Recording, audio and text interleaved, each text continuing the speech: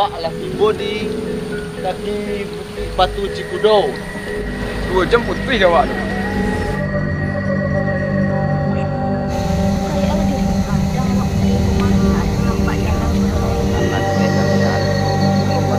Buah-buahan leko makanlah tapi dan mau pulang dah. Apa tadi? Siapa hilang apa tu leh? Cari buah kacang ah. Kadang-kadang macam kacang ah. Terang mana?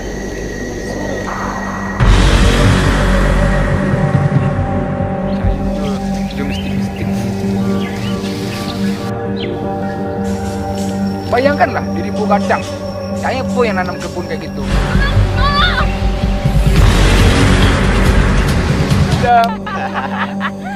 Tapi Jack, Sansa. Itu tadi dia nampak orang.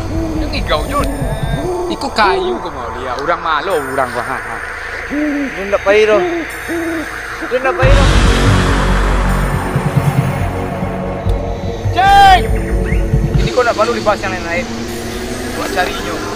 Kami lah hilang dan awak masih di sini betul betul ya. Namuan yang jadi ang. Baiklah. Baiklah aku bertemu ya dah. Ya Allah. Tunjukkanlah jalan Nambo untuk ketemu kawan-kawan Nambo ya Allah. Ambak kok bisa nendang dari rombongan kami.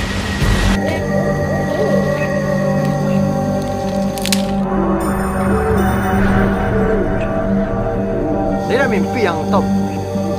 Alah jadi lanjutkan juga perjalanan kolai. Kolai dah sudah memungkinkan untuk awak melanjutkan ke Dolejek.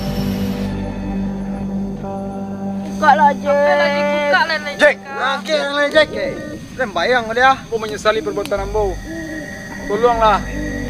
Tunjukkan jalan pulang untuk kami. Itu bukannya perumahan. Itu kampung dah. Itu kampung rumah orang itu mah.